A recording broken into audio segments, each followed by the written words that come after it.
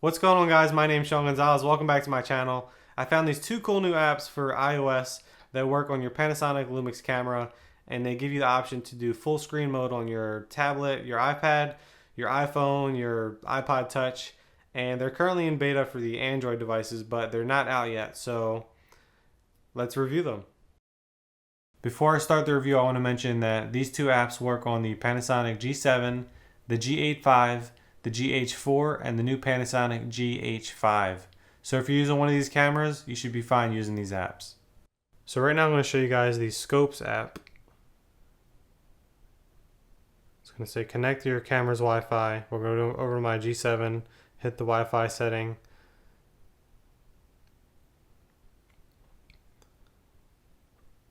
Let that load up.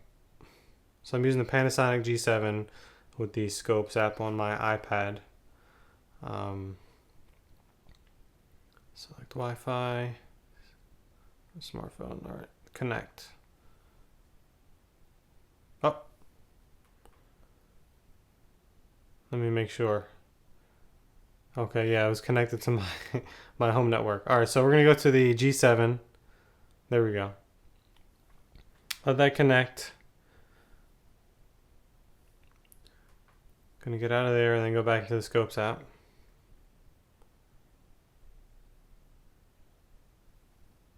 Connect. Alright, so the Panasonic image app opened on the G7, but I'm not going to use that because it sucks. We all know that. You can't get full screen, which is exactly why we downloaded these. Let's see, connect to your camera. There you go, under remote control.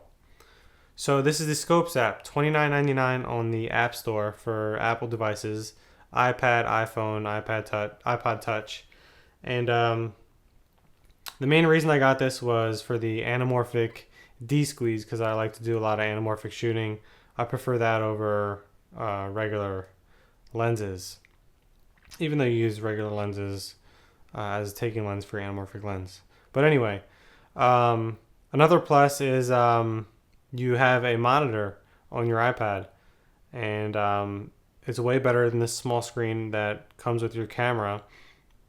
Yeah, so I got this iPad for like $100 on Craigslist. iPad mini 2nd generation, very good condition. It was like practically new, and you know, I was looking for a solution to have an external display because all the other ones out there, like the Atmos Ninja or the Lilliput or iCan monitors, small HD, they cost hundreds of dollars, and I don't have hundreds of dollars. I'm a low budget filmmaker, and I try to pinch every penny I can. So this is the Scopes app. I'm beta testing it. I did not pay for this yet. It's basically like a trial version of what the app is. You can buy it right now in the App Store for $29.99, but I'm not keeping this because when the trial is over, the beta testing, when that's over, I'll decide if I want to buy it or not. So I want to show you some of the functions on it. Excuse me. I want to show you some of the functions on it, just in case you guys want to buy it yourselves if you shoot anamorphic, or if you want another option to use your device for an external display. So right here we have the battery, which is full. It shows the battery of the G7. I just changed it. Let me close this little menu. So it's a full battery, 3 out of 3. Then we have settings right here. It tells you your settings, the contrast, saturation. You can move these up and you can see it on how it would look on here. And on the camera, your settings stay the same as you had it. So if you adjust these settings, it will not affect the picture on your camera. This is just almost like a pre-LUT setting, I guess you could say, to how you want to have the final product when you're done color grading. You just set that as close as you can on the camera with these features, and you just start shooting. So it's easier for you to see what you're gonna have on the outcome.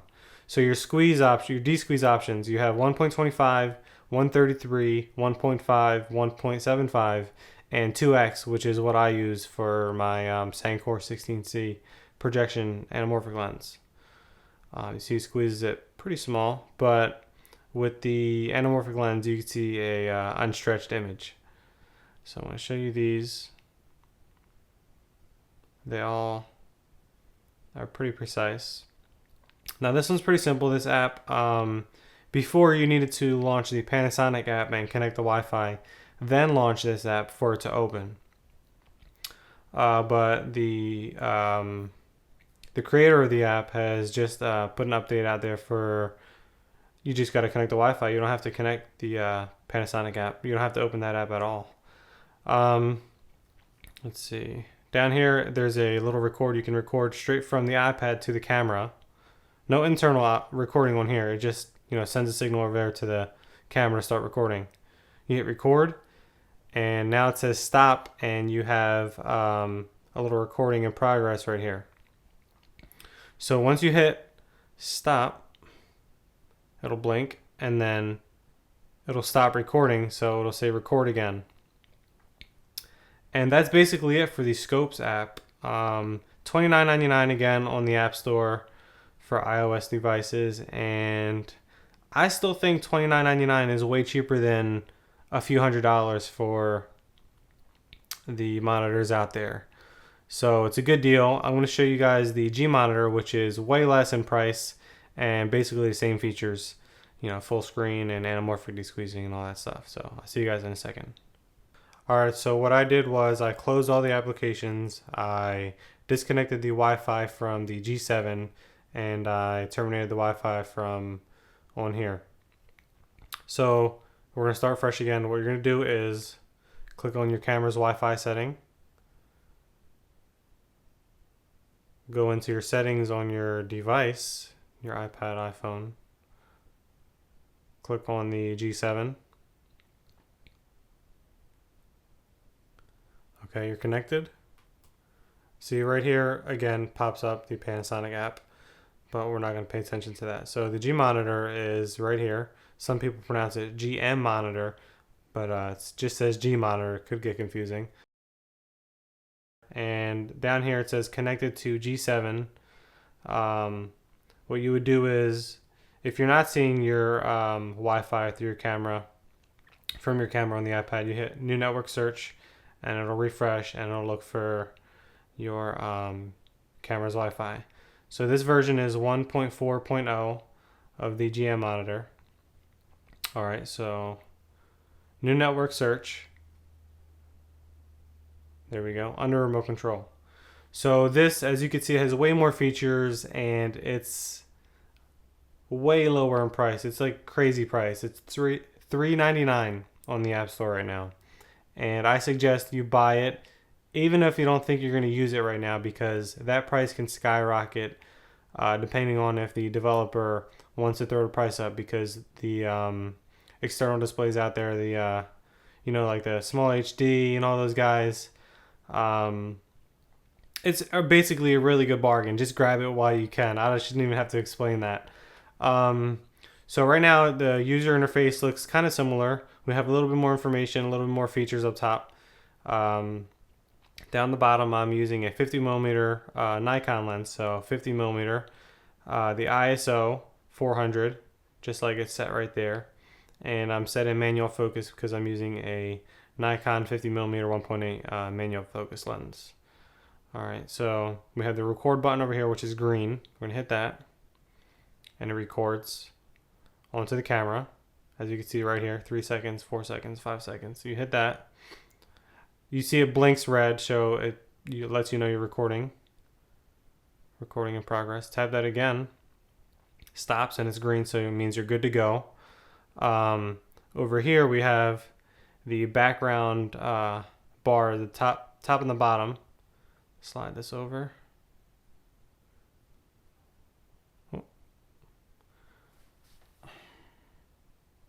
There you go. Just got to put a little more pressure. I have a glass screen protector on my iPad. So this basically changes the background white to black. I just prefer to leave it black. All you got to do is tap on the screen and that goes away. We're going to go over here to the next little feature. You can set your aperture, which if you have everything on if you have, you know, an electronic lens, which I can't do because, you know, it's manual focus. So there's a little pin right there. You can drag that back and forth. All right, we're gonna tap the screen and get rid of that. Right here we have your shutter speed, I believe. 125, 100, 60, 50, 30, and 25. Correct me if I'm wrong if that's not shutter speed. This is your ISO, 200, 400, 800, 1600, 3200. So we're going to hit 800. And as you can see on the camera, it changes that to 800 ISO. So we can go back in there and put it back at 400. Changes it back to 400. Over here we have some color adjustments. Click that to get rid of that. Over here we have little histogram down here. Let's see if you tap it. No, you gotta hit the little button to make that disappear. Then we have 185. Click that again. 235. These are safe zones for when you're shooting. If you plan on cropping in the future. Not sure if you guys can see that. 240. They're kind of lightish gray. I don't know if you could see them, but yeah, they're basically safe zones. Yeah, you could see it. I just looked at my camera's display. So now over here we have the Desqueeze options for anamorphic and the full screen mode. So we'll click on full and it'll stretch out and take up the whole screen. You can click on the anamorphic, which desqueezes. This is my favorite feature of this application because I'm going to be using a 2x anamorphic lens, which desqueezes perfectly. So you can adjust your framing while you're shooting and see how everything is going to look. And yeah, I believe the Scopes app had just about as much desqueeze options. But we'll keep it at auto. It doesn't fill up the whole screen. You can see your options up here and top and bottom in the black area. Alright, so we're going to get rid of these safe zones. And that's basically it. You could zoom in like how I did with the Scopes app. And you can adjust the where you want to zoom.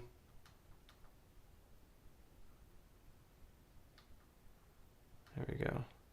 And they're similar, just very different in price. We're gonna pull the tripod so you can see how much lag it has on both screens from here to there. It just depends on your camera's connection, your Wi-Fi connection, and like I said, I'm not sure if I said it earlier in the video, but this developer for the GMonitor is always doing updates, and I'm pretty sure that'll be fixed within the next few updates. The GMonitor is, I believe, 480 pixels, and the Scopes app is 360. So this is a tad bit more clear. I prefer using this one. It just looks a little more sharper. Not as good quality as the little display down here on the G7, but it's way better than the Scopes, and it does its job. So that's basically it on these two apps. I hope I helped you guys decide which one you want to buy, if you want to buy any at all. You know, save some money, get a secondhand iPad, or you may even have an iPhone or iPod or something like that. So yeah, $30 or $4, it's your choice. Let me know what you guys think. If you enjoyed this video and you liked it, make sure you hit that like button down below and subscribe to my channel because I'm going to be posting lots of great videos for you guys, very informative for filmmakers, and I'll see you guys next time.